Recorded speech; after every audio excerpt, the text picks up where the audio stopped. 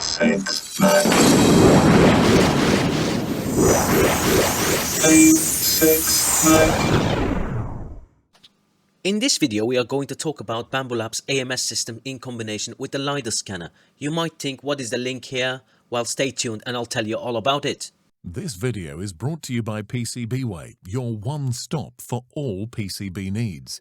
We can design, prototype and build the boards your business requires at a price you can afford. Right now, 4 and 6 layer PCB costs have been reduced by 20%. The highest quality is matched by a quick order process and a 99% on-time delivery. The best value, low minimum orders and a fast turnaround. PCBWay.com. As you guys might know from the last video, I have now 2 AMS systems hooked up onto my X1 Carbon. I was expecting to get hiccups here and there since the fail rate naturally goes up once you do such an installation. To my surprise, I only had twice as stock filament and 5 times filament feeding problems. But since I had this setup, I started doing 4+ color prints. Then it occurred to me that the LiDAR scanner has a shortcoming in this matter, which is for my understanding a dirty little secret. Let me explain. When you are printing in one color, and one color only, the LiDAR scanner does its thing and calibrates the flow. In human language, that means the extrusion is being measured by the LiDAR scanner and is being, if needed, compensated automatically, which is a great option that the Bambu X1 Carbon is capable of. Now comes the problem. When you start printing with more than one color, only the first color that the printer chooses to start the print with is going to be scanned by the LiDAR scanner. As you can see in front of the printer, only the blue filament has been extruded to check for calibration.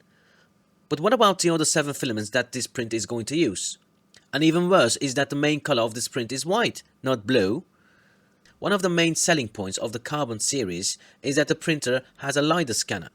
Bambu should be transparent about the shortcoming of the AMS system or implement a new scanning process for when you are multicolor printing.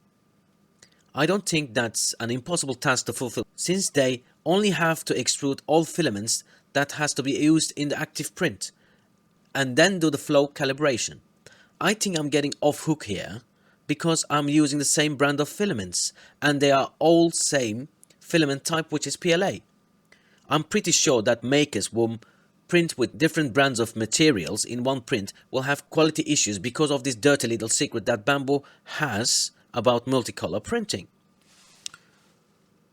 Some of you might have heard about Creality's next-gen flagship FDM printers, which go by the codename K1 series.